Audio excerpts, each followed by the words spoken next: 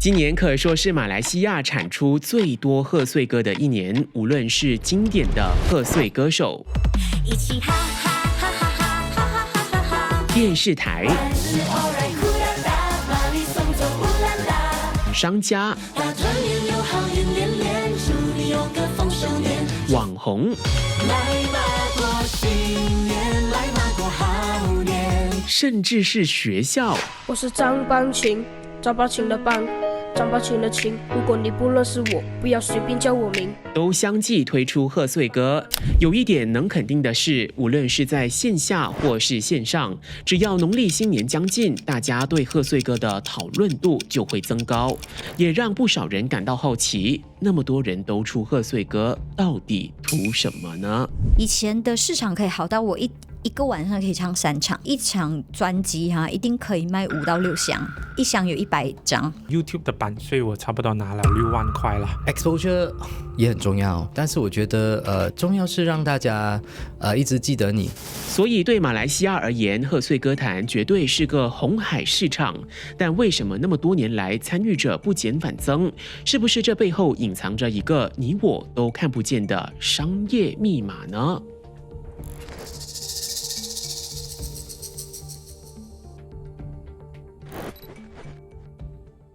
在我国贺岁歌坛最有趣的地方，或许就是有越来越多的新玩家加入了。像是近这几年来呢，你能看到有越来越多的网红或是内容创作者争相进入这个市场。那他们在1年内呢，有可能还能出好几首贺岁歌。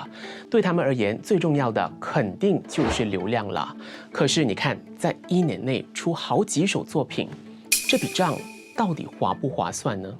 去年的 production cost 应该也是有5万多，所以要 sponsor 咯。很多人就是讲你到底是讲赚钱，我就想说，赞助商就是让我们的制作成本变零。当然最可观的情况下，不止变零，它还有一定的收益。假设啦，我举个例子，可能 sponsor 给我8万块，我用5万块来制作，那可能我还可以净赚个3万啦。其实技术只会越来越进步的，就是会音乐人一定会越来越多，所以现在素人也可以出新年歌。那我觉得最大的挑战一定是经费，因为出新年歌曲，坦白讲啦，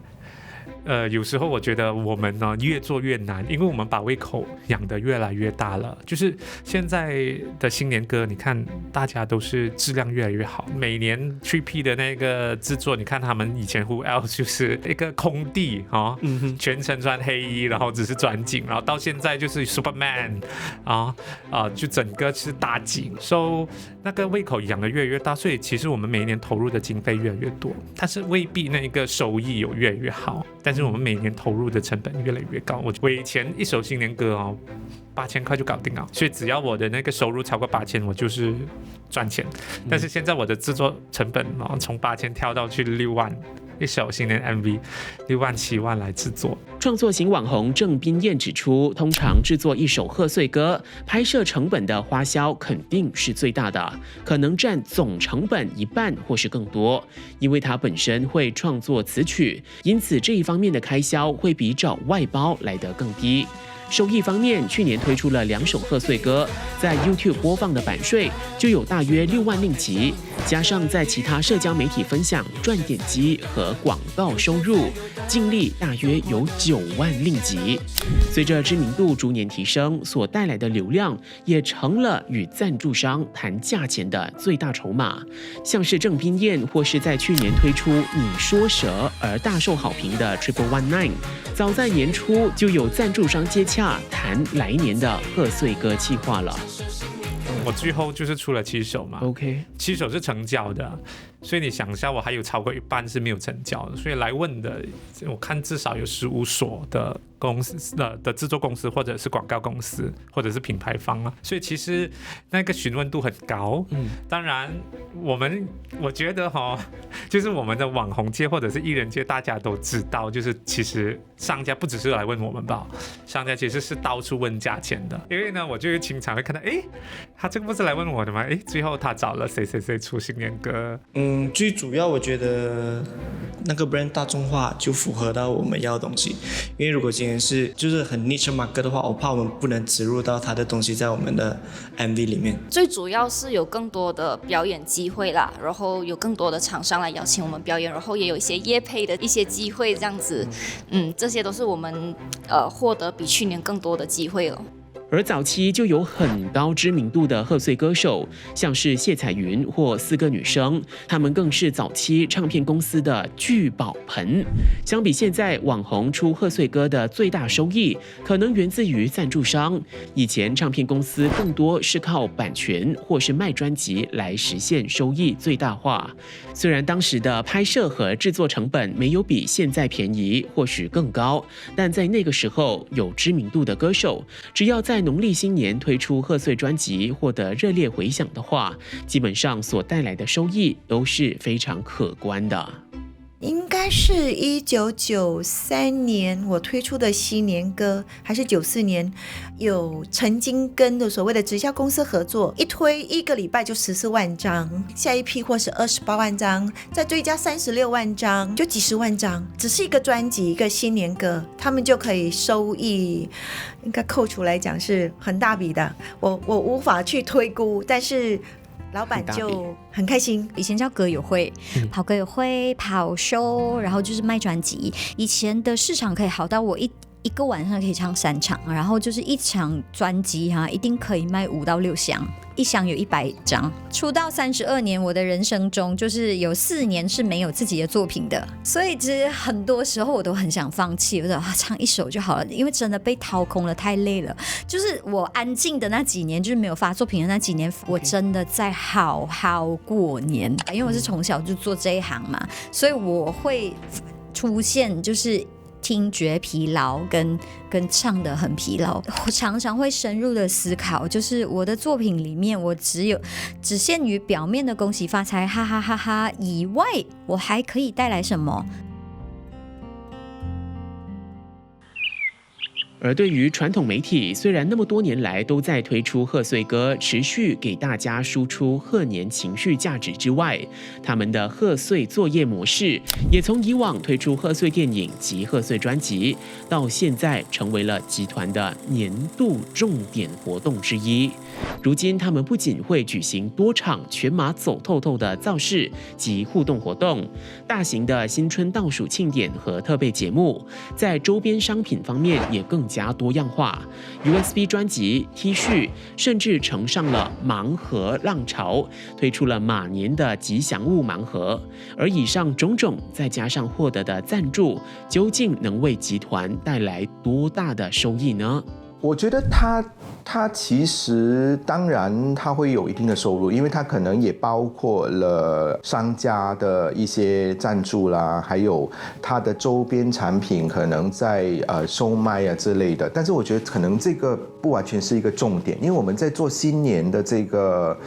所有的相关的歌曲啊、专辑这些产品呢，我们其实比较秉持的是说这个东西要延续下去，就是可能在某些年份有点难啊，甚至是说经济没有很好啊，但是我们也坚持一定要去推动这个东西，我们把它变成是一个新年必须要做到的一个东西。再加上我觉得这个也是其中一个branding 的一个展示，它不会完全只是看投入跟收入，它应该包括的是整个 branding 的展示跟一个信息的传达。我每一年都在讲说，其实这个传承，这其实是一个传承来的。那新年歌曲、原创新年歌曲，新年的专辑加上这些 mascot 啊、吉祥物啊，这个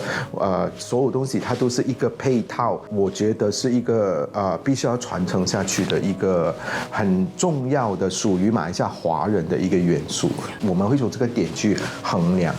Astro 中文部制作总监李志成指出，集团每年的贺岁企划都会随贺岁歌的制作规模、造势活动数量改变。由于通膨关系，集团如今的贺岁企划成本投入肯定是达到7位数，但他们能做的是和更多商业伙伴合作，把成本控到最低，同时做好宣传，让每一笔投入都花得值得，显现在盈利和文化的传承程上。而除了传统媒体、歌手、网红，你可曾察觉，品牌也开始卷入这个赛场，甚至从幕后摇身一变成了镁光灯的焦点。像是去年零售巨头 Aeon 剑走偏锋，以满服这一首低保真风格或是 Lo-Fi 的曲调逆转成功，吸引了超高的讨论度。但要说每逢农历新年，存在感最高的品牌，非金爷爷和金饰莫属。